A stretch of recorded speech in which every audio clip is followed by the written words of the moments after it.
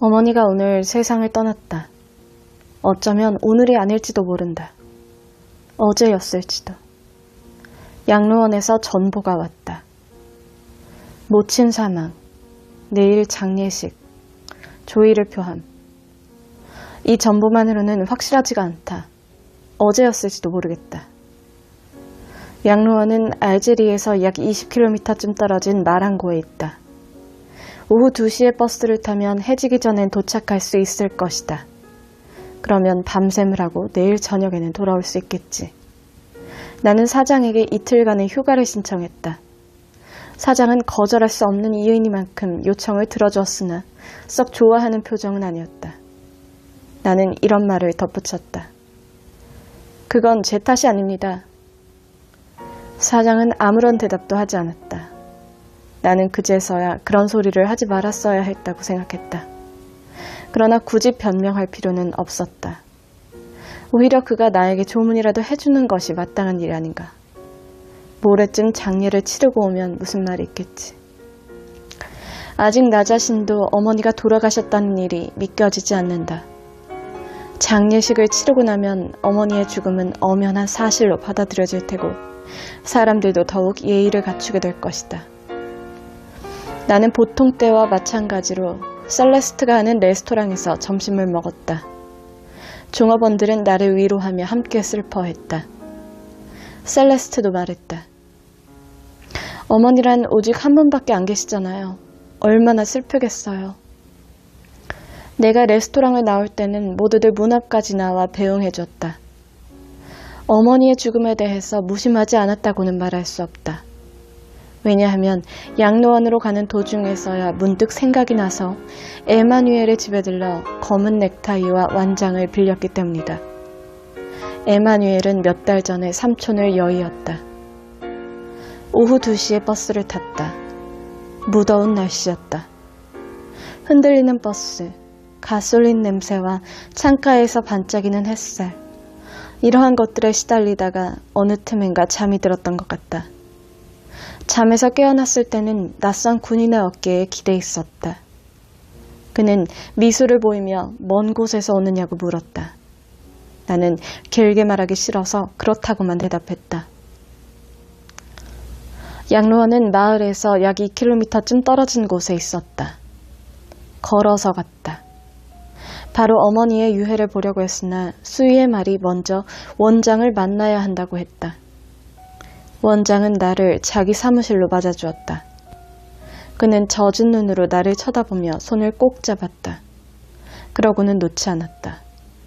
나는 어떻게 손을 빼내야 할지 몹시 난처했다. 물론 어머님이 보고 싶으시겠죠? 나는 잠자코 그의 뒤를 따랐다. 그가 층계를 나서면서 말했다. 유해는 조그만 빈소로 옮겨놨습니다. 다른 사람들에게 영향을 주지 않기 위해서죠. 이런 일이 생길 때마다 사람들의 신경이 날카로워져서 곤란한 일이 많답니다. 나는 원장에게 고맙다는 인사를 했다. 어머니는 평소 무신론자랄 것도 없지만 종교를 믿은 적도 없었다. 안으로 들어가니 천장에 유리창이 나 있고 하얀 석회칠을 한 방이 나타났다. 의자들과 십자 모양의 틀들이 놓여 있었다. 방 한복판에 2개의 틀 위에 놓여있는 관이 보였다. 호두 기름칠을 한 나사못이 널 위에 대충 박혀있는 모습이 유난히 눈에 띄었다. 관 곁에는 흰 가운을 입은 간호사가 있었다. 그때 관리인이 들어왔다. 그는 뛰어온 모양으로 숨찬 목소리로 말했다. 보실 수 있도록 뚜껑을 열어드리겠습니다. 관 뚜껑을 열려는 그를 제지했다. 그러자 그가 말했다. 안 보실 겁니까? 네, 그만두겠습니다. 그는 입을 다물어 버렸다. 나는 그런 말은 하지 말았어야 했다고 생각했다. 다소 어색한 기운이 흘렀다. 이윽고 그가 나를 쳐다보며 물었다. 어째서 안 보시겠다는 거죠? 나무라는 투의 말은 아니었다. 그저 이유를 알고 싶어 하는 눈치였다. 나는 대답했다. 글쎄요. 나도 모르겠습니다. 그는 나를 보지도 않으면서 말했다. 하긴 그러실 겁니다. 푸르고 맑은 눈을 가진 그의 눈은 반짝였고 얼굴은 다소 붉은 편이었다. 그는 나에게 의자를 권하고 자기도 내 뒤에 조금 떨어져서 앉았다.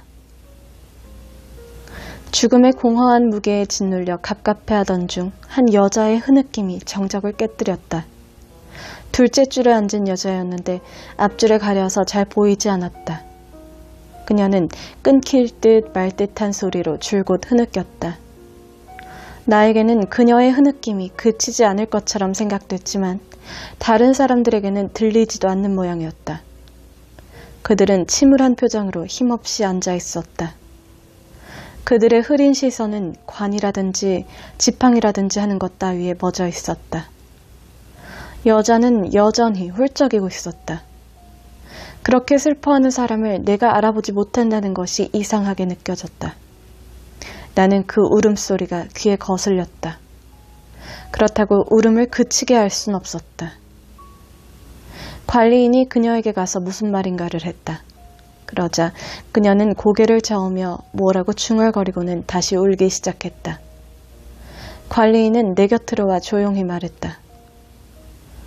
저 노인은 어머님과 매우 가깝게 지냈답니다. 유일한 벗이었는데 이제는 그야말로 외톨이가 되고 말았다며 울음을 그치지 못하는군요. 우리들은 그렇게 오랫동안 앉아 있었다. 그녀의 흐느낌도 뜸해졌다. 그녀는 몹시 훌쩍이더니 마침내 울음을 그쳤다. 나는 졸리지는 않았으나 허리가 뻐근하고 피곤했다.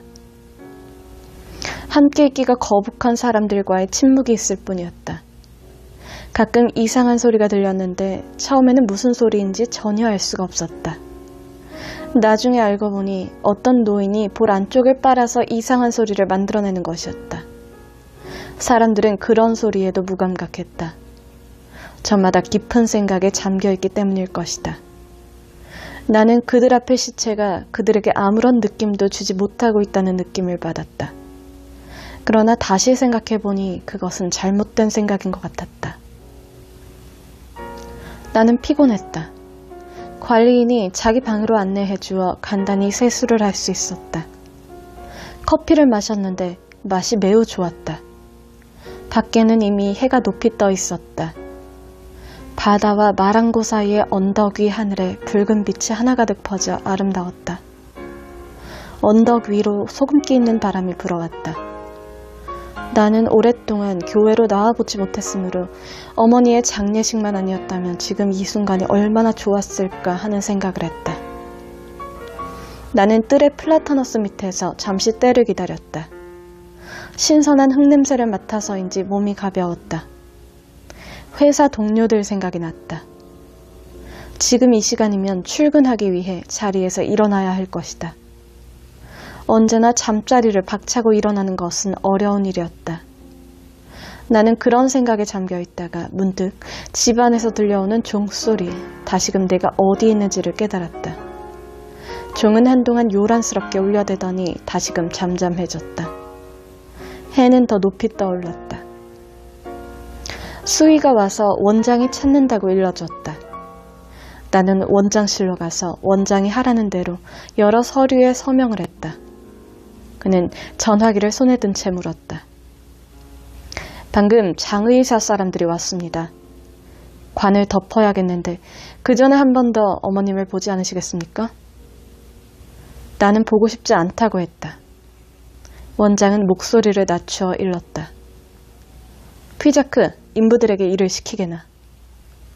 그러고는 장례식에 참석하겠다고 내게 말했다. 나는 고맙다고 했다. 원장은 책상 위에 걸터앉아 짧은 다리를 포개며 우리 두 사람 외에 당번 간호사도 참석하게 될 것이라고 덧붙였다. 원칙적으로 양로원에 있는 노인들은 장례식에 참석할 수 없지만 그 전날 밤을 지새우는 일만은 허락됐다. 푸릇푸릇한 하늘의 그 단조로운 색감, 거무스름한 옷빛깔, 오칠한 연구차의 까만 빛깔 사이에서 나는 정신이 흐려졌다. 따가운 태양의 빛, 가죽 냄새와 연구차의 말똥 냄새, 옷 냄새, 향 냄새, 지난밤 잠을 이루지 못한 피로감, 이러한 모든 것이 나의 눈과 머리를 어지럽게 만드는 것이었다. 그 외에도 몇 가지 광경이 머릿속에 남아있다. 교회와 보도에 서 있던 마을 사람들, 무덤 위에 피어난 제라늄, 어머니의 관 위로 굴러떨어지는 붉은 흙, 그 속에 함께 묻히던 흰 나뭇뿌리, 또 사람들의 목소리, 어느 카페 앞에서 기다리던 일, 쉴 새 없이 들리는 엔진 소리, 그리고 버스가 마침내 깨끗한 알제리 시가지에 도착해서 이제는 잠을 실컷 잘 수 있겠구나 하고 생각했을 때의 안도감 같은 것들이다. 나는 긴 잠에서 깨어났다. 눈 뜨자마자 곰곰이 생각해본 결과 이틀 동안의 휴가를 청하는 내게 사장이 못마땅한 표정을 지은 이유를 알게 됐다. 바로 오늘이 토요일이었던 것이다. 사장은 내가 일요일까지 나흘간 쉬게 될 것이 언짢았던 거다. 그건 내 탓이 아니다. 그렇다고 어머니의 장례 날짜를 바꿀 수 없는 일 아닌가. 또 나는 어차피 토요일과 일요일은 쉬게 됐을 텐데, 물론 그렇다고 해서 사장의 입장을 이해 못하는 건 아니지만, 피로가 덜 풀렸는지 몸이 아직도 뻐근했다. 면도를 하면서 오늘은 뭘 할까 생각한 끝에 해수욕을 하기로 결정했다. 항구의 해수욕장으로 가는 전차를 탔다. 해수욕장엔 이미 젊은이들이 붐비고 있었다. 나는 곧 바닷물 속으로 뛰어들었다. 바닷가에는 전에 우리 회사의 타이피스트였던 마리 카르도나도 보였다. 당시 나는 그녀에게 호감을 가졌었다. 그녀도 마찬가지였던 것 같았다. 그러나 그녀가 회사를 관두는 바람에 교제할 기회를 놓치고 말았던 것이다. 나는 그녀가 튜브 위로 오르는 것을 도와주었다. 그때 내 손이 그녀의 가슴 언저리를 스쳤다. 그녀가 튜브 위에서 배를 깔고 엎드렸을 때 나는 물속에 있었다. 그녀는 내 쪽으로 몸을 돌렸다. 눈 옆으로 흘러내린 머리카락 사이로 나른한 눈웃음이 보였다. 나도 그 튜브 위로 올라갔다. 왜 그런지 그저 좋았다. 나는 장난을 하는 것처럼 머리를 뒤로 젖혀 그녀의 배 위에 머리를 뉘었다. 그녀가 잠자코 있었기 때문에 한참을 그대로 있었다. 나는 넓은 하늘을 바라봤다. 하늘은 온통 황금빛으로 물들어 있었다. 마리의 배가 들썩였고 그 느낌이 내 목덜미를 부드럽게 더듬는 것처럼 느껴졌다. 우리는 오랫동안 튜브 위에 누워있다가 깜빡 잠이 들었다. 햇빛이 너무 뜨거워지자 마리가 물속으로 뛰어들었고 나도 그녀의 뒤를 따랐다. 곁으로 다가가서 팔로 허리를 감고 함께 수영을 했다. 마리는 즐거워했다. 우리가 물가로 나와 몸을 말릴 때 그녀는 말했다. 내 피부가 더 많이 탔네요. 나는 저녁에 영화를 보러 가자고 말했다. 그녀는 미소를 지으며 페르낭델이 주연하는 영화를 보고 싶다고 했다. 우리가 옷을 다 입었을 때 그녀는 나의 검은 넥타이를 보고 놀라며 누가 돌아가셨냐고 물었다. 나는 어머니가 세상을 떠나셨다고 말했다. 언제인지를 알고 싶어하는 눈치이기에 어제라고 알려줬다. 그녀는 조금 놀라는 눈치였다. 또한 그것은 내 탓이 아니라고 말하려 했으나 사장에게도 그런 말을 했으므로 그만두었다. 그런 말을 해봤자 아무 소용없는 일이다. 어찌됐든 사람이란 누구나 조금씩의 잘못을 늘 저지르며 살아가는 법이니까. 저녁이 되자 마리는 마냥 즐거워했다. 영화는 때로는 우습기도 했지만 너무나 싱거웠다. 마리는 내 다리에 자기의 다리를 기댔다. 영화가 끝날 무렵에는 서툴렀지만 키스도 했다. 영화관에 나와 우리는 나의 집으로 왔다. 내가 달콤한 잠에서 깨어났을 때 마리는 이미 자리에 없었다. 마리는 아주머니에게 가봐야 한다고 미리 말했었다. 그날이 일요일임을 알고 기분이 언짢아졌다. 뒤척이다가 마리의 베개에서 마리의 머리카락을 발견했다. 나는 머리카락에서 소금 냄새를 더듬으며 10시까지 더 잤다. 잠이 깨어 담배를 피우며 12시까지 게으름을 피웠다. 그쯤 되니 무료해졌다. 나는 집안을 서성거렸다. 이 집은 어머니가 계실 때는 살기에 적당한 넓이였으나 지금 나 혼자 쓰기엔 너무 크다. 식당의 테이블을 내 방으로 갖다 놨다. 내 방에는 약간 찌그러진 의자들과 유리가 누렇게 된 옷장과 화장대 그리고 구리 침대가 놓여있다. 그 외의 것들은 모두 내팽개친 상태다. 나는 빵과 젤리를 사가지고 돌아와 손수 요리를 해먹었다. 그러고는 창가로 가서 담배를 피우려고 했으나 바람이 싸늘했다. 나는 창문을 닫고 방으로 돌아오며 거울 속에 알콜 램프와 빵 조각이 놓여있는 테이블 한 모서리가 비쳐있는 것을 보았다. 일요일이 또 지나갔으며 어머니의 장례식도 끝났다. 내일부턴 다시 일을 시작해야 한다. 결국 아무것도 달라진 건 없었다.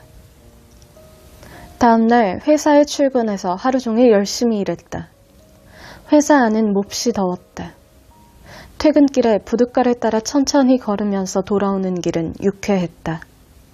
하늘은 푸르고 마음은 즐거웠다. 나는 삶은 감자를 요리해 먹으려고 곧바로 집으로 돌아왔다. 어두컴컴한 계단을 오르다가 나와 같은 계단의 이웃에 사는 살라마노 영감을 만났다. 영감은 개를 데리고 있었는데 벌써 8년 전부터 항상 같이 다녔다. 안녕하십니까? 내가 영감에게 인사를 했으나 영감은 개에게 계속 욕설을 내뱉고 있었다. 개가 무슨 잘못을 저질렀냐는 나의 질문에도 영감은 대꾸 않고 계속 개만 꾸짖었다. 그러고는 개를 잡아 끌고 가버렸다. 바로 그때 나와 같은 계단에 사는 또 다른 이웃 사람이 들어왔다. 동네에서는 그가 여자들의 돈을 긁어서 먹고 산다는 소문이 나 있었다. 그러나 그에게 직업을 물으면 창고 감독이라고 대답을 하는 것이다. 대부분의 사람들은 그를 별로 좋아하지 않았다. 그러나 간혹 그는 나에게 말도 걸고 또 내가 그의 말을 받아주는 탓으로 내 방에 잠깐 들어와 앉는 경우도 있었다. 나는 그의 얘기를 재밌게 듣곤 했다. 그와 말하지 않을 이유가 전혀 없었던 것이다. 그의 이름은 레이몽 생테스. 작달막한 키에 어깨가 떡 벌어지고 권투 선수의 코를 닮았다. 옷차림은 항상 말쑥했다. 그도 역시 살라마노 영감을 불쌍하게 생각한다고 했다. 그러면서 나에게 그 꼴을 보는 것이 지겹지 않느냐고 물었다. 나는 별로 그렇지도 않다고 대답했다. 계단을 다 올라와서 헤어지려 하는 참에 그가 나에게 말했다. 저희 집에 소세지와 술이 있는데 같이 한잔 안 하시겠습니까? 그러면 따로 식사 준비를 하지 않아도 될 것 같아서 흔쾌히 그의 제안을 수락했다. 그의 집 구조도 방이 하나에 창문 없는 작은 부엌이 딸려있을 뿐이었다. 그의 침대 위에는 불구스름한 석고로 만든 천사 조각상, 운동선수들의 사진, 여자의 나체 그림 서너 장이 걸려 있었다. 마구 어지럽혀진 침대하며 방 안은 지저분했다. 그는 먼저 램프를 켠 후에 붕대 하나를 꺼내어 오른손을 싸맸다. 다쳤냐고 묻자 웬 녀석이 시비를 걸어 싸움을 했다고 했다. 있잖아요, 메르소 씨. 그는 계속 말을 이었다. 내가 마음이 나빠서가 아니라 성미가 급하기 때문이죠. 녀석이 나한테 사나이라면 전차에서 내려라 하지 않겠어요? 그래서 나는 괜한 소리 짓거리지 마 라고 말했죠. 그랬더니 날더러 사나이답지 못하다는 거예요. 그래서 내렸죠. 그만하지 그래. 그렇지 않으면 홍구멍이 날 줄 알아 하고 말했죠. 홍구멍이 나다니 녀석이 이렇게 대꾸하더군요. 그래서 내가 한 대 때렸죠. 나 자빠지길래 일으켜주려고 했더니 글쎄 녀석이 자빠진 채로 발길질을 해대지 않겠어요? 그래서 나는 무릎으로 찍어 누르고 두어 번 다 갈겼죠. 녀석의 얼굴은 피투성이가 됐어요. 내가 그만큼 혼이 났으면 됐냐? 하고 묻자 그렇다라고 대답하더군요. 생테스는 그런 말을 하면서 붕대를 감고 있었다.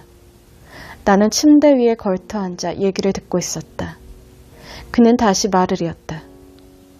그러니까 내가 먼저 시비를 건 건 아니었죠. 그저 그 녀석이 버릇없이 굴다가 혼이 난 거죠. 그것은 사실이었다. 나는 그 사실을 인정해 주었다. 그러자 그는 그 일에 대하여 나의 충고를 듣고 싶어 했다. 그리고 나는 남자다워서 세상 물정에 밝을 것이니 자기를 도와줄 수 있을 것이라면서 친구로 지내자고 했다. 내가 잠자코 있자 그는 재차 친구가 돼주지 않겠느냐고 물었다. 내가 그렇게 해도 괜찮다고 하자 그는 만족해하는 표정을 지었다. 회사에서 레이몽의 전화를 받았다. 그의 친구 한 사람이 알제리 근처의 조그만 별장에서 일요일을 함께 보내자고 했다는 것이다. 나는 초대에 응하고 싶지만 여자친구와 이미 약속이 돼 있다고 대답했다. 레이몽은 여자친구와 동행해도 좋다고 했다. 그 친구의 부인은 남자들 중에 여자라고는 자기 혼자뿐이기 때문에 매우 좋아할 것이라고 했다. 저녁에 집에 마리가 왔다. 그녀는 내게 자기와 결혼할 생각이 없느냐고 물었다. 나는 아무래도 좋으니 마리가 원한다면 결혼해도 좋다고 했다. 그러자 그녀는 내가 자기를 사랑하는지 어떤지 알고 싶다고 했다. 나는 그런 것은 아무 필요도 없는 것이라고 말한 후에 아마 사랑하고 있는 것 같지는 않다고 대답했다. 그런데 어째서 나하고 결혼할 수 있다는 거죠? 마리가 물었다. 나는 그것은 별 중요성도 없는 것이지만 꼭 원한다면 결혼해도 좋다고 다시 말했다. 말하자면 결혼을 요구한 것은 그쪽이고 나는 승낙을 했을 뿐이다. 결혼이란 건 매우 중대한 문제예요. 마리는 나무라는 듯이 말했다. 아니야. 나는 그렇지 않다고 대답했다. 그녀는 잠시 입을 다문 채 나를 쳐다보더니 말을 이었다. 자기처럼 관계를 가졌던 다른 여자들로부터 같은 청혼을 받았을 경우에도 지금 같은 행동을 보였을 것인가에 대해 알고 싶어 했다. 물론 나는 그렇다고 대답했다. 그러곤 잠시 마리도 자기 자신에게도 나를 사랑하는지 묻고 있는 것 같았다. 나는 그 점에 대해 판단을 내릴 자신이 없었다. 그녀는 얼마간 멍하니 있다가 당신은 이상한 사람이고 아마 그 때문에 내가 당신을 사랑하는지도 모르지만 바로 그 같은 이유로 당신이 싫어질 때가 올지도 모르겠다고 말했다. 내가 더 할 말이 없어 덤덤히 있으니 마리는 미소를 지으면서 나의 팔에 매달리며 결혼하고 싶다고 말했다. 나는 언제든지 하고 싶을 때 하자고 대답했다. 레이몽 친구의 별장에 놀러가기로 한 일요일이 왔다. 일요일이면 잠자리에서 좀처럼 일어나기가 어려워진다. 그래서 꼭 마리가 와서 이름을 부르며 마구 흔들어줘야 했다. 우리는 일찍부터 해수욕을 하고 싶어서 아침 식사를 할 생각도 하지 않고 서둘렀다. 나는 속이 텅 빈 것 같고 머리가 무거웠다. 담배를 피워도 맛이 썼다. 마리는 나에게 초상집에서 밤샘하고 온 사람, 금방 울어버릴 것 같은 얼굴을 하고 있다면서 놀려댔다. 그녀는 흰 옷을 입고 머리를 풀어헤치고 있었다. 내가 예쁘다고 하니 그녀는 살짝 미소를 지었다. 우리는 내려오는 길에 레이몽 방문을 노크했다. 그는 곧 내려오겠다고 대답했다. 레이몽과 의논을 하여 우리는 버스를 타기로 했다. 바닷가는 그리 멀지 않았지만 버스를 타면 더 빨리 도착할 수 있기 때문이다. 레이몽은 자기 친구도 우리가 일찍 찾아가는 것을 기뻐할 것이라고 말했다. 우리가 막 떠나려는 순간 그는 갑자기 건너편을 보고 내게 눈짓을 했다. 아라비아인 한 패거리가 담배가게 진열장에 기대어 우리를 바라보고 있었다. 그들은 우리가 마치 돌이나 죽은 나무 이외에 아무것도 아니라는 태도로 서 있었다. 레이몽은 왼쪽에서 둘째 녀석이 바로 그놈이라고 했다. 그는 매우 두려운 듯 했다. 그러면서도 그건 이제 끝나버린 이야기라고 했다. 마리는 어리둥절해하며 무슨 일이냐고 물었다. 나는 아라비아인들이 레이몽에게 원한을 품고 있는 것이라고 말해주었다. 마리는 출발을 재촉했다. 레이몽은 몸을 돌려 서둘러야겠다면서 싱겁게 웃었다. 우리는 조금 떨어진 정류장으로 갔다. 아라비아인들이 따라오지 않는다고 레이몽이 속삭였다. 나는 뒤를 돌아봤다. 그들은 제자리에 서서 우리가 방금 떠나온 장소를 무심한 태도로 바라보고 있었다. 우리는 버스에 올라탔다. 레이몽은 그제야 안심이 드는지 마리에게 농담을 걸었다. 마리가 상당히 마음에 드는 모양이었다.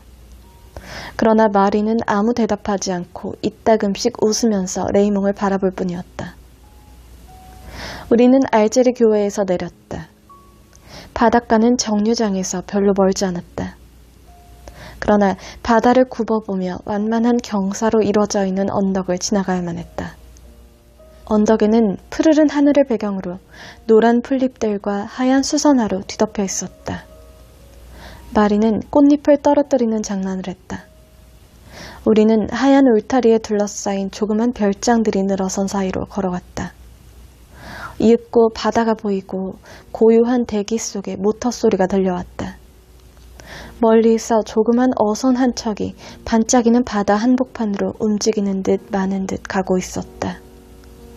바다로 내려가는 언덕길에서 바라보니 이미 바닷가에는 해수욕을 즐기는 사람들이 여럿 있었다.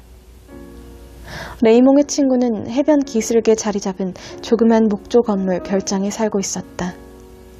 집은 바위를 등지고 있었는데 앞쪽 밑을 버틴 기둥들은 물속에 잠겨 있었다. 레이몽은 우리를 소개했다. 친구의 이름은 마송이었는데 후리후리한 키에 어깨가 딱 벌어진 최고의 사나이로 동그랗고 예쁘장하게 생겨서 파리 억양을 쓰는 아담한 여자와 함께였다. 그 친구는 곧 우리에게 스스럼 없이 지내자고 말하며 아침에 낚은 생선으로 요리를 했는데 좀 먹어보지 않겠느냐고 했다. 내가 집이 참 아담하고 마음에 든다고 하자 그는 토요일과 일요일 그리고 휴일마다 와서 지낸다고 했다. 늘 제 아내와 함께 이곳을 찾지요. 그 친구가 말했다. 그의 아내는 마리와 함께 웃고 있었다. 아마 그때 나는 마리와의 결혼을 처음으로 진지하게 생각해 본 것 같다. 이윽고 마송은 헤엄을 치러 가자고 제의했다. 허나 그의 아내와 레이몽은 별로 내키지 않는 것 같았다. 우리는 셋이서 바닷가로 내려왔다. 마리는 곧 물속으로 뛰어들었다. 마송과 나는 잠시 지체하고 있었다. 마송과 레이몽 그리고 나는 비용을 공동으로 부담하여 8월 한 달을 바닷가에서 함께 지낼 것을 의논했다. 좀 이른 점심에다 술까지 마신 우리는 기분이 좋았다.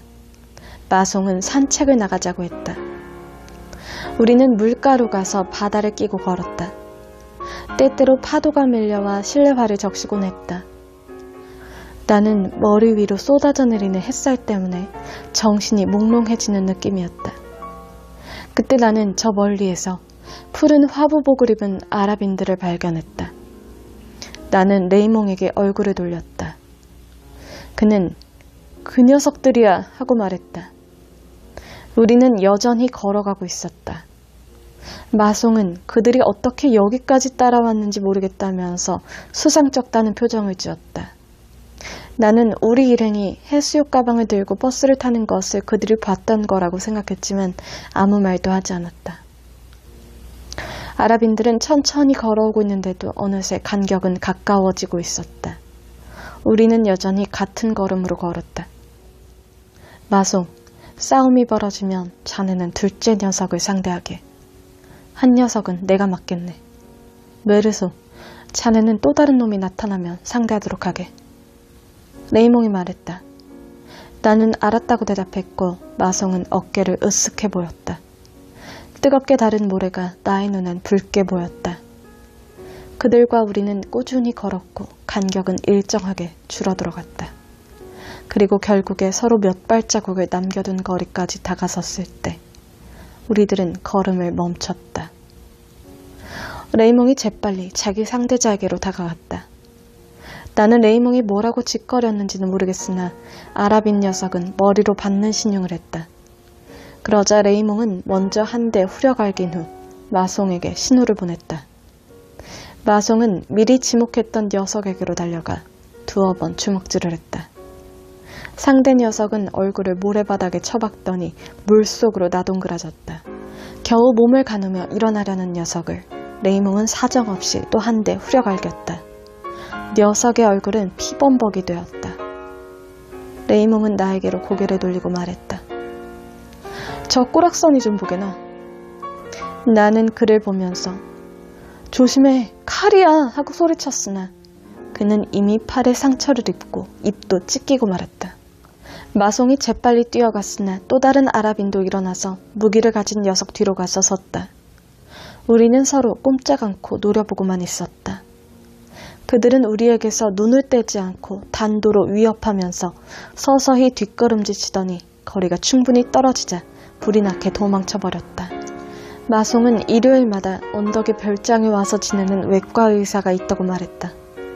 레이몽은 그 의사에게 가자고 말했는데 그가 말할 때마다 상처에서 흐르는 피가 입속에서 거품처럼 뿜어져 나왔다. 우리는 그를 부축하여 급히 별장으로 돌아왔다.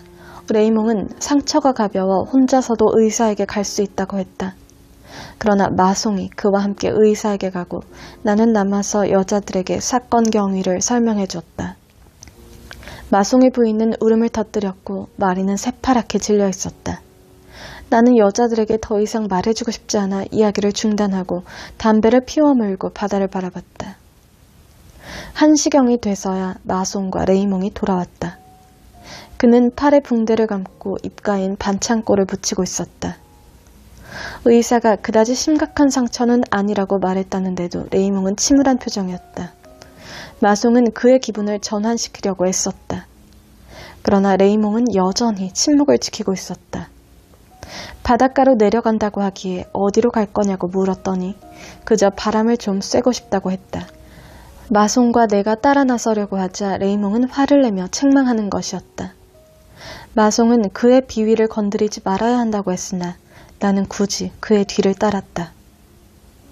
우리는 한동안 바닷가를 걸었다. 뜨거운 태양은 바다와 모래 위에서 자결하였다. 나는 레이몽이 가는 곳을 짐작해봤지만 어쩌면 잘못 생각하고 있는지도 모를 일이었다. 우리는 바닷가 끝까지 갔다. 바위 뒤에는 바다로 흐르는 조그만 냇물이 있었다. 거기서 우리는 또 그 아라비아인들을 만나고 말았다. 그들은 기름이 밴 푸른 화부복을 입고 누워 있었다.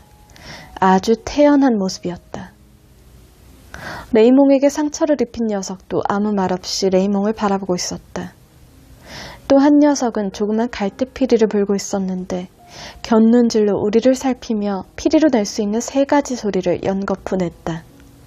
한동안 그곳에는 햇볕과 침묵, 그리고 졸졸 흐르는 냇물 소리와 피리의 3가지 소리만이 주위를 감돌았다. 레이몽이 주머니 속의 권총에 손을 댔으나 상대편은 움직이지 않고 서로 마주보고 있었다. 나는 피리를 불고 있는 녀석의 발가락이 유난히 벌어져 있는 것을 보았다. 레이몽은 상대편으로부터 눈을 떼지 않은 채 내게 물었다. 쏴버릴까? 나는 그가 내 만류를 받아들이지 않을 것이라고 생각이 들었다. 상대가 자네에게 아무런 말도 않고 가만히 있는데 총을 쏜다는 것은 좀 비겁하지 않을까? 침묵과 뜨거운 햇빛 아래 여전히 샘물과 피리 소리만이 호젓이 들릴 뿐이었다. 마침내 레이몽이 입을 열었다. 그럼 저 녀석에게 욕지거리를 해줘야겠군. 대꾸하는 대로 쏴버리게 말이야. 그래, 하지만 놈이 단도를 뽑지 않는 한 쏠 순 없어. 레이몽의 말에 나는 그렇게 대답했다. 레이몽은 약간 화가 난 표정이었다. 상대편은 레이몽의 동작을 살피며 여전히 피리를 불고 있었다. 함부로 쏴선 안 돼. 사나이답게 당당히 맞서서 싸우게. 그 권총은 이리네. 만일 녀석이 덤벼들거나 저 녀석이 칼을 뽑든지 하면 내가 쏴버릴 테니까. 내가 그렇게 말하자 레이몽은 내게 권총을 건네주었다. 권총은 햇빛에 반사되어 번쩍거렸다. 그러나 우리는 마치 적에게 포위된 것처럼 한동안 그대로 움직이지 않고 있었다. 서로가 서로를 노려보면서. 바다와 모래와 태양, 그리고 샘물과 피리 소리로 인해 더욱 두드러진 침묵만이 감돌고 있을 뿐이었다. 그 순간 나는 권총을 쏠 수도 있고 쏘지 않을 수도 있지만 또 쏘아도 좋고 쏘지 않아도 좋다고 생각했다. 허나 벼랑간 아라비아인들이 뒷걸음질을 치더니 바위 뒤로 도망쳐버렸다. 그제서야 비로소 레이몽은 흥분이 좀 가라앉은 듯했다. 그는 집으로 돌아갈 버스 얘기를 꺼냈다. 우리는 별장으로 돌아왔다. 나는 레이몽이 나무 계단을 올라가는 것을 보면서 첫 계단 앞에서 잠시 굳어 있었다. 햇볕으로 현기증이 나는 데다가 그 나무 계단을 올라가야 하며 다시 여자들과 대면해야 할 것을 생각했더니 맥이 풀렸던 것이다. 그러나 쏟아지는 햇볕 아래 우두커니 서 있기도 괴로운 일이었다. 하물며 머무르거나 어디로 가버리거나 결국 마찬가지인 것 같았다. 잠시 후 나는 다시 해변을 향해 걸었다. 여느 때와 다름없이 모든 것이 붉게 어른거리고 있었다. 바닷물은 모래 위에서 잘게 부서지며 가쁜 숨을 몰아쉬었다. 나는 느린 걸음으로 바위를 향해 가고 있었는데 뜨거운 햇살 탓인지 머리가 부풀어 오는 기분이었다. 이글거리는 무더운 바람이 얼굴에 닿을 때마다 나는 이를 악물고 주머니 속의 주먹을 불끈 쥐었으며 다만 내리쬐는 태양의 어지러움을 이겨내려고 안간힘을 썼다. 모래, 흰 조개 껍질 혹은 유리 조각에서 햇빛이 칼날처럼 번쩍거릴 때마다 눈가에 경련이 일어났다. 나는 오랫동안 걸었다. 햇볕과 바다의 수분으로 눈부신 후광에 에워싸인 거무스름한 바위 덩어리가 아득하게 시야에 들어왔다. 나는 바위 뒤에 서늘한 샘물이 생각났다. 그 샘물의 속삭임을 다시 듣고 싶다는 충동이 일었다. 태양과 더위와 맞서는 노곤함과 여자의 울음소리를 피하고 싶었다. 샘에는 그늘과 휴식이 기다리고 있을 것이다. 그러나 그곳에 가까이 갔을 때 나는 레이몬과 맞섰던 녀석이 다시 돌아와 누워있는 것을 보았다. 그는 혼자였다. 반듯하게 누워있었는데 얼굴만 바위 그늘 속에 집어넣고 전신은 햇볕에 드러내고 있었다. 나는 약간 당황했으나 나로서는 그 사건은 이미 끝난 것으로 생각했으므로 그 일은 염두에 두지 않고 그쪽으로 갔다. 아라비아인은 나를 보자 몸을 일으키며 주머니에 손을 넣었다. 나도 우도 속의 권총을 거머쥐었다. 녀석은 다시 몸을 젖혀 누웠으나 주머니에서 손을 빼진 않았다. 나는 그에게서 10여 미터쯤 떨어져 있었다. 반쯤 감겨진 그의 눈꺼풀 사이로 이따금 하얀 빛이 새어나오는 것을 느낄 수 있었다. 벼랑간 그의 모습은 타는 듯한 대기 속에서 아른거리고 있을 뿐이었다. 파도는 정오 때보다 더 느리게 일렁이고 한결 잔잔해졌다. 별다를 것 없는 모래 위의 반짝임, 그리고 예전과 다름없는 태양빛이 그대로 내리쬐고 있었다. 2시간 전부터 정오의 태양은 행진을 멈추고 끓어오르는 금속의 바닷속에 닻을 내렸던 것이다. 수평선을 따라 조그만 증기선이 지나갔다. 나의 눈에 그것이 검은 얼룩처럼 느껴진 것은 아랍인으로부터 눈을 떼지 않고 있었기 때문이었다. 내가 뒤돌아가면 아무 일도 일어나지 않으리라고 생각됐지만 햇볕에 가물거리는 해변이 나를 억누르고 있었다. 나는 샘물을 향해 몇 걸음 더 나섰다. 상대방은 전혀 동요하지 않았다. 그는 아직 나에게서 꽤 멀리 떨어져 있었던 것이다. 얼굴 위에 들이운 그늘 탓이었는지 웃고 있는 듯했다. 나는 기다렸다. 뜨거운 태양에 뺨이 익는 것 같았고 땀방울이 눈썹에 맺혔다. 그것은 어머니의 장례식을 치른 그날과 다름없는 태양이었다. 그날처럼 머리는 아팠고 이마의 힘줄이 피부 밑에서 지끈거렸다. 나는 그 햇볕의 뜨거움을 이기지 못하여 한 걸음 앞으로 나섰다. 그때 아라비아인이 누운 채로 칼을 뽑아서 태양에 비추더니 나에게로 겨누었다. 햇빛이 그 칼날에서 반사하자 그 날카로운 빛이 나의 이마를 긋는 것 같았다. 그와 동시에 이마에 맺혔던 땀이 한꺼번에 흘러내려 눈꺼풀을 덮어버렸다. 나는 눈이 따가워 앞을 볼 수가 없었다. 다만 이마를 태우는 듯한 열기와 단도로부터 여전히 비차오는 날카로운 빛을 느낄 뿐이었다. 그 칼날에 번뜩이는 빛은 나의 속눈썹을 가리고 어지러운 눈을 파헤치는 것이었다. 바로 그때였다. 모든 것이 혼란스럽게 술렁였다. 바다는 짙고 무거운 바람을 실어왔다. 활짝 갠 하늘은 불을 뿜는 것 같았다. 나는 몹시 긴장하여 권총을 힘껏 쥐었다. 방아쇠를 움직이자 미끈한 권총 자루의 감촉이 손바닥을 통해 내 머릿속으로 들어왔다. 그 순간 짤막하고도 요란한 소리와 함께 모든 것이 시작되었다. 나는 태양과 땀을 떨쳐버려야 했다. 한낮의 균형과 행복해 보이는 바닷가 특유의 침묵을 여지없이 깨버린 것이다. 나는 그 굳어진 몸뚱이에 다시 4방을 더 쏴버렸다. 총알은 깊이 박혔다. 그 총성은 마치 내가 불행의 문을 두드린 짧은 4마디의 노크 소리와도 같았다. 피고석에서 자기 자신에 대한 이야기를 듣는 것은 참 흥미로운 일이다. 검사와 변호사의 팽팽한 토론이 벌어지는 동안 사람들은 나에 대해 많은 이야기를 했다. 어쩌면 죄보다도 나에 대해 더 많은 이야기를 했다고 할 수 있다. 검사와 변호사의 논고와 변론은 어떤 차이가 있었을까? 변호사는 팔을 쳐들고 범죄를 인정하되 변명을 붙였고, 검사는 손가락질하며 죄를 고발하여 변명의 여지를 주지 않았을 뿐이다. 그러나 나로서는 좀 곤란한 일이 하나 있었는데, 나는 스스로의 생각에 정신이 팔려 있었으나 때로는 나도 한마디쯤 하고 싶었을 때가 있었던 것이다. 하지만 그럴 때마다 변호사는 가만히 있어요. 그래야 일이 잘 됩니다. 하고 말하는 것이었다. 말하자면 재판이 나의 의견은 전혀 반영되지 않은 채 다뤄지고 있다는 것이다. 나를 참여시키지도 의견을 묻지도 않은 채 나의 운명이 결정되는 것이었다. 나는 이렇게 말하고 싶었다. 도대체 누가 피고입니까? 피고라는 것은 중요합니다. 나에게도 할 말이 있습니다. 라고. 그리고 나는 사람들의 마음을 끄는 흥미는 오래 지속되지 않는다는 것을 인정하지 않을 수 없었다. 예를 들어 검사의 변론도 나에게는 곧 싱거워졌고, 오직 나의 관심을 끌거나 흥미를 일으킨 것은 단지 단편적인 말들 혹은 전체와는 동떨어진 한 토막의 변설, 그러한 것들이었다. 내가 옳게 이해한 것이라면 검사의 생각의 요점은 내가 범죄를 사전에 계획했었다는 것이었고, 그는 적어도 그것을 증명하려고 했으며 그 자신은 이렇게 말하고 있었다. 그것을 증명하겠습니다.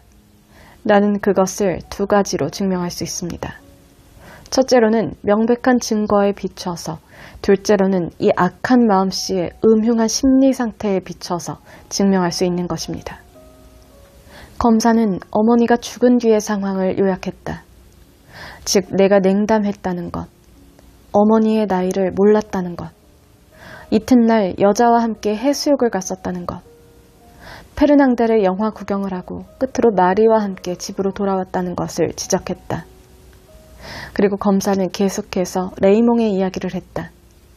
사건을 보는 그의 시각은 매우 예리하다고 생각했다. 그의 이야기는 그럴듯했다. 내가 레이몽과 합의하여 그의 정부를 꿰어내다가 성품이 횡폭한 사나이의 흉악한 행위에 맡기기 위해 편지를 썼고, 바닷가에서는 레이몽의 적들에게 대들었다는 것이다. 그래서 레이몽은 다쳤고, 내가 레이몽에게서 권총을 달라고 해서 혼자서 그것을 사용할 생각으로 되돌아갔다는 것이다. 그리하여 계획대로 아랍인을 쏴 죽였으며 잠시 후 일이 잘 처리됐음을 확인하기 위해 다시 4발을 태연하게, 말하자면 명확한 의식을 가지고 쏘았다는 것이다. 검사의 말은 계속됐다. 나는 여러분께 이 사람이 모든 것을 알고 있으면서 살인을 하게 된 사건의 경위를 말씀드렸습니다. 나는 이 점을 강조합니다. 왜냐하면 이것은 보통의 살인, 정상을 참작하여 관대하게 처분할 수도 있는 그런 경우가 아닙니다. 이 사람은 교양도 있습니다. 이 사람의 모든 진술을 여러분도 듣지 않으셨습니까? 보시다시피 그는 검사의 질문에 명확하게 대답할 줄도 알고 말의 뜻도 잘 이해하고 있습니다. 그러므로 자기가 한 일을 모르고 행동했다는 것은 있을 수 없는 일인 것입니다. 검사가 말을 이었다. 나는 이 사람에게 사형을 구형합니다. 사형을 구형한다 해도 마음은 후련합니다. 왜냐하면 이미 짧지 않은 재직 기간 중에 여러 번 사형 구형을 한 적이 있었지만 오늘처럼 이 괴로운 의무가 신성한 지상명령이란 의식을 느낀 적은 없었으며 또한 괴물 이외에는 아무것도 엿볼 수 없는 한 사람의 얼굴을 보고 느끼는 끔찍한 전율이 상쇄되며 평온함을 얻게 된 적은 일찍이 없었기 때문입니다. 검사가 자리에 앉자 한참 동안 침묵이 흘렀다. 나는 더위와 놀라움으로 어리둥절했다. 재판장이 잔기침을 하고 나서 낮은 목소리로 할 말은 없느냐고 나에게 물었다. 나는 이야기하고 싶었으므로 일어서서 아랍인을 죽이려는 의도는 없었던 것이라고 대답했다. 아직 나의 변호 내용을 잘 알 수 없으니 변호사의 말을 듣기 전에 내가 그러한 행동을 하게 된 동기를 명확히 말해주면 좋겠다고 말했다. 나는 빠른 어조로 말을 이었다. 나는 나 자신이 우습게 보인다는 것을 알면서도 그것은 태양 때문이었다고 말했다. 그러자 역시 장내에서 웃음이 터져나왔다. 마지막으로 변호사가 배심원들은 일시적 실수로서 잘못을 저지른 성실한 근로인을 사형에 처하지는 않을 것이라고 외치고 가장 정확한 형벌로서 이미 영원한 양심의 가책을 느끼고 있는 하나의 범죄에 대해 그 정상을 참작할 것을 요구했다. 이제 법정에 대한 이야기는 나의 귀에는 들리지 않았다. 법정은 신문을 중지하고 변호사는 피곤한 듯이 자리에 앉았다. 밖은 해가 기울어 더위도 차츰 수그러들었다. 거리에서 들려오는 소음에서 해질녘의 부드러움을 느꼈다. 우리는 모두 기다리고 있었는데 그것은 나 한 사람에 관계되는 일이었다. 나는 다시 한번 장내를 둘러봤다. 모든 것은 첫날과 마찬가지였다. 나는 회색 옷을 입은 신문기자 그리고 꼭두각시 같은 여인을 발견했다. 그것이 재판 중에 내가 마리를 한 번도 찾아보지 않았다는 것을 일깨워줬다. 마리를 잊은 건 아니나 할 일이 너무나 많았던 것이다. 마리는 셀레스트와 레이몽 사이에 앉아 있었다. 그녀는 이제야 끝이 났군요 하는 듯한 손짓을 나에게 보냈다. 그리고 수심이 깃든 얼굴에 미소를 지어 보였다. 나는 그녀의 미소에 아무런 반응도 보일 수 없었다. 공판이 재개됐다. 빠른 어조로 배심원들에 대한 여러 가지 질문이 낭독됐다. 살인죄, 계획된 범죄, 정상 참작, 그런 말들이 들려왔다. 배심원들이 퇴장하자 나는 앞서 기다렸던 방으로 끌려갔다. 나의 변호사가 따라와 매우 수다스럽게 여느 때보다도 더욱 자신있고 다정한 태도로 말했다.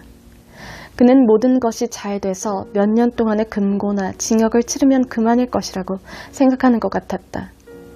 만일에 판결이 불리할 경우에는 이를 파기할 수도 있느냐고 물어봤다. 그는 그럴 수는 없다고 대답했다. 하지만 어쨌든 상고는 할 수 있습니다. 그리고 결과도 결코 나쁘지 않을 것입니다. 변호사가 말했다. 우리는 상당히 오랫동안, 아마 거의 40분 정도는 기다렸을 것이다.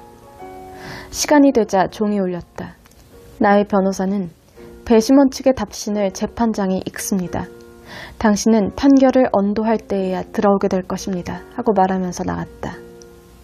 문을 여닫는 소리가 들려왔다.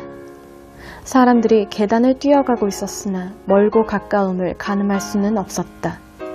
그러자 법정으로부터 나직한 목소리로 무언가를 읽는 소리가 들렸다. 또다시 종이 울리고 피고석의 문이 열렸을 때 나에게로 밀려온 것은 장내의 침묵 그리고 그 젊은 기자의 시선이 움직이는 모양이었다. 그때 불현듯 묘한 느낌을 받았다. 나는 마리가 있는 쪽을 보지 못했다. 시간적 여유가 없었던 것이다. 왜냐하면 재판장이 이상한 목소리로 피고는 프랑스 국민의 이름으로 광장의 단두대에 서게 될 것이라고 말했기 때문이다. 그때 나는 장내에 있는 사람들의 표정을 짐작할 수 있었다. 그것은 나에 대한 일종의 연민이었을 것이다. 헌병들은 무척 친절했고 변호사는 나의 손목에 그의 손을 올려놨다. 나는 머릿속에 아무것도 집어넣고 있지 않았다. 재판장이 나에게 하고 싶은 말이 있으면 하라기에 짧게 대답했을 뿐이다. 없습니다. 나는 곧바로 끌려 나왔다. 나는 새벽에 사형 집행인이 온다는 것을 알고 있었다. 결국 나는 밤마다 그 새벽을 기다리며 지낸 셈이었다. 나는 갑자기 놀라는 것을 싫어했다. 무슨 일이 일어나든지 항상 마음의 준비를 해두고 싶었다. 그래서 나는 낮에는 잠을 자고 밤이면 새벽의 밝은 빛이 천장 유리창 위에 훤히 밝아오기를 기다리게 됐다. 그러나 괴로운 기다림이었다. 사형 집행의 시각을 알 수 없었던 것이다. 자정이 지나면 나는 의례 그들을 기다렸다. 일찍이 나의 청각이 이처럼 예민해져서 작은 소리마저도 귀 기울인 적이 없었던 것 같다. 그러나 그동안 발소리는 한 번도 들리지 않았으니 나는 어지간히 운이 좋았다고 할 수 있을 것이다. 어머니는 사람이란 극히 불행하게 되는 법은 없다고 자주 말했었다. 하늘이 밝아지며 새 아침이 나의 감방으로 찾아들 때 나는 어머니의 말이 옳았다고 생각했다. 왜냐하면 그들의 발걸음 소리가 들려오면 내 심장이 터지고 말 것이기 때문이다. 나는 바스락 소리만 나도 문으로 달려갔다. 귀를 곤두세우고 얼빠진 사람처럼 엿듣고 있으면 나중에는 나 자신의 숨소리가 들려와 그 소리가 마치 헐떡이는 개의 숨결과도 같아 깜짝 놀라는 일은 있었다. 하지만 여전히 나의 심장은 터지지 않고 다시 한번 24시간을 얻게 되는 것이다. 내가 남들보다 먼저 죽는다는 것은 틀림없지만 한편 인생이 살만한 가치가 없다는 것은 누구나 알고 있는 것이다. 30세에 죽든지 60세에 죽든지 결국은 마찬가지라는 것을 모르는 바 아니다. 그 어떤 경우든지 그 뒤에는 또 다른 남녀들이 살아갈 것이다. 그것은 수천 년 동안 그렇게 되어온 것이므로 이보다 더 명백한 사실은 없을 것이다. 지금이든 20년 후든 내가 죽는다는 것은 기정사실이다. 이러한 편안한 결론에도 불구하고 나를 괴롭히는 것은 앞으로 20년 동안의 생활을 동경할 때 느껴지는 무서운 설렘이다. 그러나 20년 후에 어차피 그런 지경에 이르렀을 때 내가 가지게 될 생각을 상상함으로써 그것도 억눌러 버리면 그만이었다. 나의 생각은 언제나 옳았다. 지금도 옳고 앞으로도 옳을 것이다. 나는 이렇게 살았지만 다른 방법으로 살 수도 있었다. 어차피 이렇게 살아서 그 다른 방식의 일은 하지 않은 것이 무슨 상관인가. 나는 다만 내가 옳다는 것이 인정될 눈앞의 새벽을 기다리며 살아온 것이다. 소중한 것이라고는 아무것도 없다. 나는 그 원인을 잘 알고 있다. 당신도 그걸 알고 있겠지. 그동안 내가 이룩한 공허한 삶에는 암울한 바람이 미래의 구렁으로부터 불어오고 있었다. 그리하여 그 숨결은 내가 살아온 비현실적인 세월 속에서 내가 할 수 있는 일들을 균등하게 만들어놨다. 난 모르는 사람들의 죽음, 또 어머니의 사랑 따위가 어째서 중요하단 말인가. 오로지 하나의 숙명만이 모든 사람을 지배하는 것이다. 나 자신과 또한 당신처럼 형제로서의 특권을 떠들어대는 숱한 사람들을 사로잡고 있는 것은 바로 숙명이다. 누구에게나 다 그런 특권은 있다. 이 세상은 특권을 가진 사람들 뿐이다. 그러나 앞으로도 많은 사람들이 사형을 받을 것이다. 살인범으로 재판을 받게 되고 어머니의 장례식에서 눈물을 흘리지 않았다고 사형을 받는 것이 뭐가 대단하단 말인가. 살라마노 영감의 개와 그의 부인이 무슨 차이가 있던가. 꼭두각시 같은 여자, 마송과 결혼한 파리지엔, 또 나와 결혼하고 싶어한 마리 등 모두 똑같은 죄인인 것이다. 셀레스트는 레이몽보다 착했지만 그들은 모두 내 친구다. 그것이 뭐가 중요하단 말인가. 그리고 마리가 오늘 또 다른 메르소에게 입술을 허락한다고 해도 그게 어떻단 말인가. 나는 온몸에 기운이 빠져 자리에 쓰러졌다. 그리고 잠이 든 것 같았다. 눈을 떴을 때 별이 보였다. 밤의 냄새, 대지의 냄새, 소금 냄새가 관자놀이에 서늘하게 와서 닿았다. 여름에 보기 드문 평화가 물결처럼 나의 내부로 밀려 들어왔다. 한밤의 막바지에서 사이렌이 울렸다. 사이렌은 내게 영원히 관계없는 세계로 떠남을 알리는 신호였다. 어머니의 얼굴이 떠올랐다. 어머니가 늙음하게 왜 약혼자를 두고 삶을 다시 꾸리려는 장난을 했는지 이제서야 나는 이해할 수가 있을 것 같았다. 생명이 사그라져가는 그 양로원 언저리에 찾아드는 저녁은 서글픈 휴식 시간 같은 것이었으리라. 그렇게 죽음에 가까이 이르러서도 어머니는 해방된 느낌으로 이 세상을 다시 살아볼 마음을 가졌음이 틀림없었다. 그런 어머니가 죽은 것을 슬퍼할 권리는 내게 없다. 심한 분노가 괴로움을 씻어주고 새 희망을 안겨준 것처럼 나도 삶을 다시 꾸며보고 싶은 생각이 들었다. 별이 반짝이는 하늘을 보며 이 세상의 다정한 무관심이 처음으로 내 마음을 사로잡는 것을 느꼈다. 이 세상이 나와 다름없는 형제 같았으니 나는 그동안 행복했고 지금도 행복함을 느끼는 것이다. 모든 것이 성취되고 내가 사형 집행을 받게 되어 많은 구경꾼들이 증오에 찬 아우성으로 날 맞아주기를 바라는 내게 남은 그 소원이 이루어질 때 나는 비로소 외롭지 않으리라.